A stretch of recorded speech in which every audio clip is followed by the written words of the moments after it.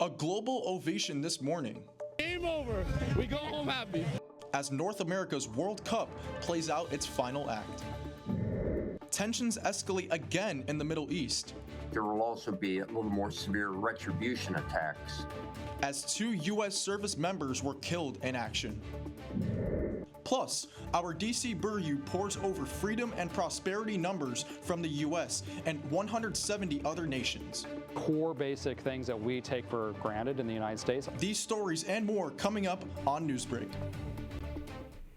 Hello, South Florida. I'm Alejandro Hernandez. And I'm Marisa Tamayo. Today is July 20th, 2026. Live from the Lee Caplin School of Journalism and Media in North Miami, this is Caplin News. Spain can now proudly announce that it will have 2 stars over its logo from now on. Spain is celebrating its 2nd World Cup championship following a dramatic match against Argentina. As CNN's Reed Binion reports, the celebrations are just starting. Deafening applause from the crowd at MetLife Stadium in New Jersey on Sunday after Spain's victory over Argentina in the World Cup final.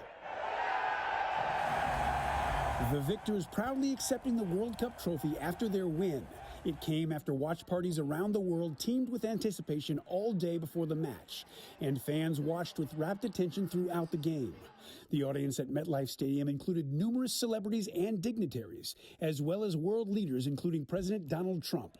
It took extra time, but Spain defeated Argentina 1-0 to capture the nation's 2nd ever World Cup title. At the moment of victory, fans of Spain erupted in jubilation simultaneously in different locations around the world. Luckily, at the last moments, we finally got the nice goal, and game over. We go home happy. Fans in Madrid packed the streets into the early morning hours in celebration. President Donald Trump also reacting. I thought FIFA was incredible. Argentina fans, of course, very disappointed, visibly upset by the defeat. But there was also a feeling of mutual respect among many after the game. This is sport, and sport unites the world. Fair play above all. A sense of brotherhood as well, including between 2 friends in New York who were backing different teams. The energy here is great. We're going to all love it here no matter what. Whoever wins is a win for America. I'm Reed Binion reporting. More on what happened on the field, plus details on the bronze medal game here in Miami are coming up later on the sideline. The Gulf Coast is now preparing for an intense tropical depression heading its way. A tropical storm watch has now been issued for the coast of the Florida Panhandle. The storm, Tropical Depression 2, formed Sunday in the northeastern Gulf, and residents should expect 2 to 4 inches of rain, with isolated amounts up to 8 inches. If the storm progresses, it will be named Tropical Storm Berta.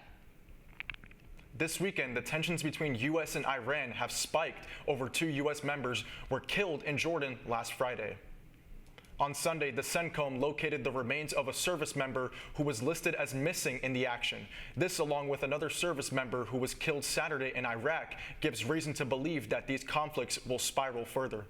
I think there will also be a little more severe retribution attacks for the killing of American troops.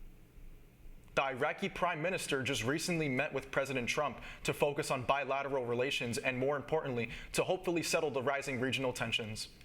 Freedom and prosperity studied in 171 nations. Our DC Beauty reporter Dawn Booth takes a look at the numbers and reaction from experts. Prosperity isn't measured by only how much money a country makes. Experts gathered here in Washington say political freedom and economic opportunity and trust in institutions all play a major role in determining how well societies thrive.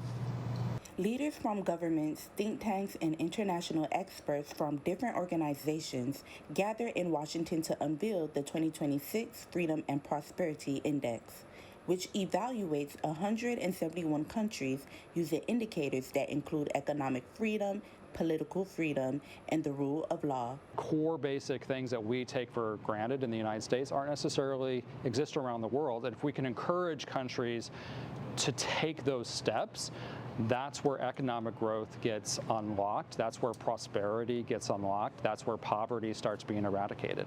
This year, reports found that while economic freedom has remained relatively stable following the post-pandemic recovery, the rule of law continues to decline in many parts of the world, a trend attendees think Americans should be aware of. I've really come to believe that just working towards development is the most important thing we can do for peace and prosperity for everybody in the world. It's important that everyone is aware and educated about public policy so we can be more effective as Americans. Researchers say no country is immune from these trends. They hope policymakers will use the findings to strengthen the institutions they believe are essential for long-term prosperity. Reporting in Washington, D.C. for Caplin News, I'm Dawn Booth. Controversial social media influencers Andrew and Tristan Tate were arrested on Saturday on accusations of rape, assault, and human trafficking. The two men were most famously known for their social media rants about male dominance and female submission, and they are now known for their criminal charges, which will be unsealed next week when the two will appear in court here in Miami. More from the World Cup final. We'll dive into the sports world on the sideline. That's still ahead, and so is this story. Here in Miami, we're so diverse and multicultural. It's a great place to have this venue for bringing countries together in peace. Fireworks in South Florida for the World Cup third-place medal in a match that featured 10 total goals. Newsbreak will be back in 2 minutes.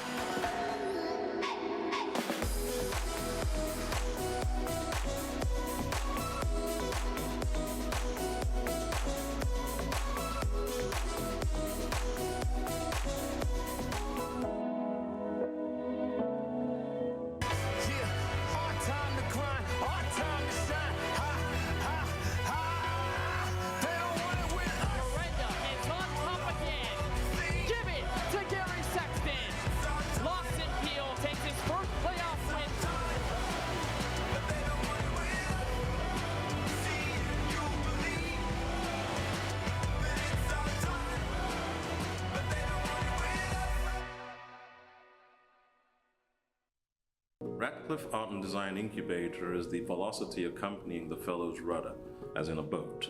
Unless there is movement or action, the planned direction is of little consequence. We encourage the creative ideas into action, and from the experience of doing, we critically assess the feedback, adjust, and set out to rediscover the potentialities of an entrepreneurial mindset.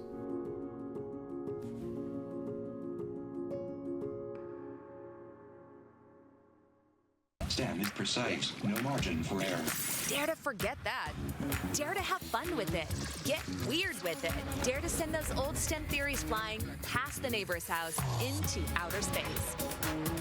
Dare to program something internet-breaking, record-breaking. Dare to blow their minds.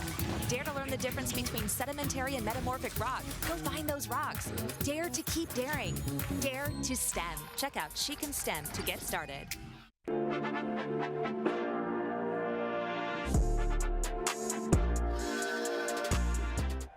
As we turn the page to sports this morning, the team known as La Roja has reclaimed their throne as the World Cup is officially over. A new FIFA World Cup champion was crowned yesterday after a thrilling final match. The reigning European champion Spain won their second World Cup title, defeating Argentina 1-0 in extra time. Ferran Torres blasted in the game winner in the 106th minute off of a beautiful layoff from Nico Williams.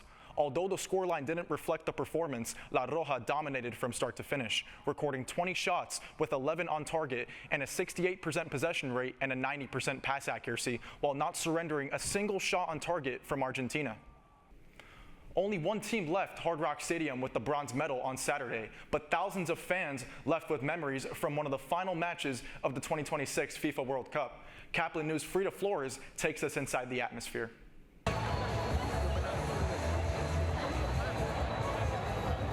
For nearly a month, the World Cup has turned South Florida into a meeting place for fans from around the world. And while Sunday's final may decide the champion, Saturday's third-place match is giving supporters one more chance to celebrate the game they all love.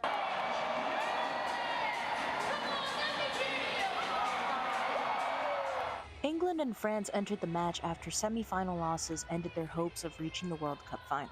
But outside Hard Rock Stadium, disappointment quickly gave way to the chants, flags, and fans ready to celebrate one more match. Here in Miami, we're so diverse and multicultural. It's a great place to have this venue for bringing countries together in peace.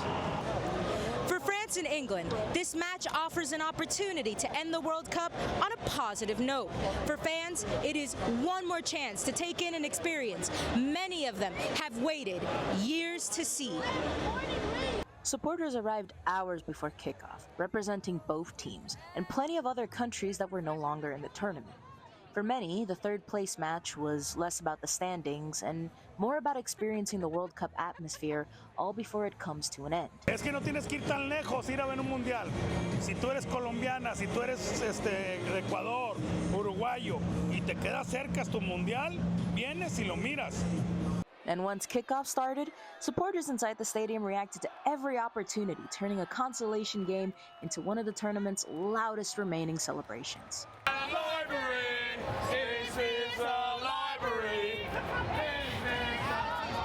In the end, it was England that claimed third place after defeating France 6-4, giving its supporters one final reason to celebrate before leaving Miami. Reporting for Caplin News, I'm Frida Flores. People across the world are celebrating England's third-place finish in the World Cup, but one specific Miami skyscraper is overcome with excitement. Downtown Miami is illuminated by a 700-foot electronic billboard on the Paramount World Center building. The billboard featured two scenes, a soccer player juggling a ball and the Union Jack flag representing England's victory over France. The second half of the Miami Marlins season is off to a rough start, following a sweep by the Milwaukee Brewers. The Marlins dropped all 3 games to the Brewers this weekend, despite starting strong in each game. The sweep was confirmed after the Brewers catcher William Contreras hit a 3-run homer for the walk-off 3-1 victory. The Marlins are looking to bounce back in their 3-game series against the Astros in Houston beginning tonight, with the first pitch set for 8:10 p.m. A cycling event known as the Rag Brai is underway, and one rider has already clocked more than 5,000 miles on his bike. But it's his purpose for bike riding that really stands out. Danny Davis is taking on the event near Sioux City, Iowa for the 4th time, riding across the state while raising money to buy bicycles for kids. So far, he's helped give away more than 100 bikes. And it's kind of to represent when you put it on your bike to remember how lucky you are you're on your bike today, instead of maybe being at work or maybe cleaning out your gutters or something not fun that you don't want to be doing.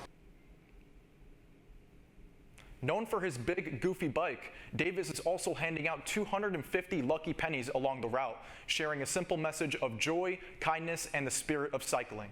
You're watching Newsbreak, and we'll be coming right back.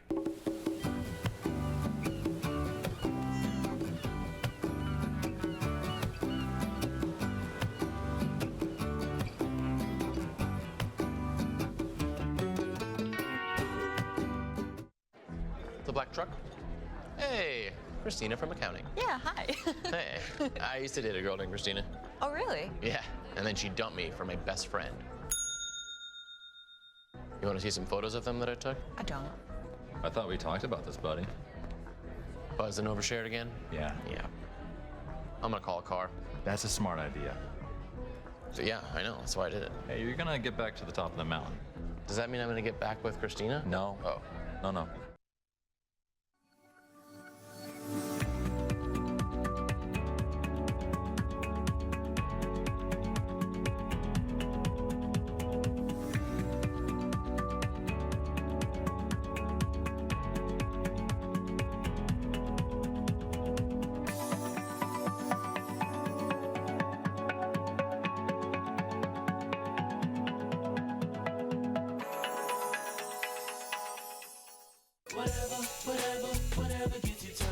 There are a lot of ways to reach out to a friend about their mental health.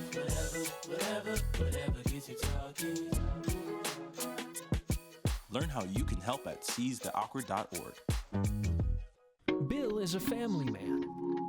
He invests his money wisely and provides a good life for his children.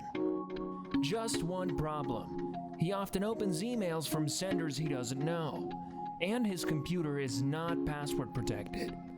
One day, Bill checked his bank account and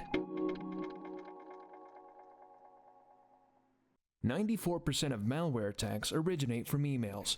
Don't be like Bill. Take your cybersecurity seriously. That's all the time we have for Newsbreak. I'm Marisa Tamayo. I'm Alejandro Hernandez. Get more news anytime at caplinnews.fiu.edu.